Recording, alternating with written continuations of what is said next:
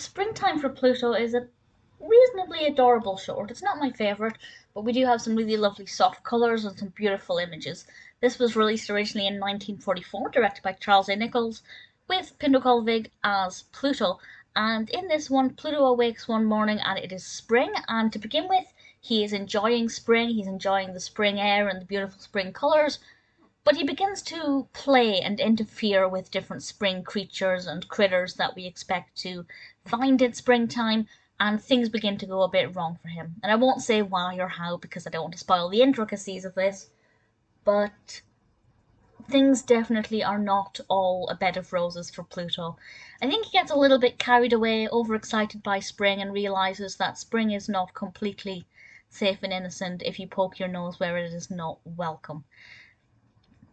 It is an enjoyable short. It's got a nice little narrative structure to it. Pluto's not one of my favourite characters, but it's quite an interesting short for him because he's almost in like a dream state.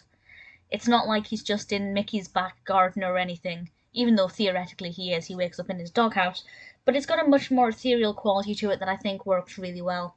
It's really nice to see all of the pleasing pastel colours and the soft, delicate spring shades and the lovely little creatures that come out at springtime. And of course, things don't always go right for Pluto, and me not being that bothered about Pluto as the character is something that I kind of occasionally felt interested by or amused with. That probably sounds a bit mean, but what can I say? It's quite good fun. Definitely not my favourite Pluto short, definitely not my favourite springtime short. Disney's Goddess of Spring, I believe it's called, is my favourite. It's absolutely exquisite. But it's still pretty enjoyable, well animated, nice little narrative structure. Can't really fault it. Never going to be my favourite, but not a bad short, and still worth watching if you are a fan of Disney or Pluto, or just animations in general.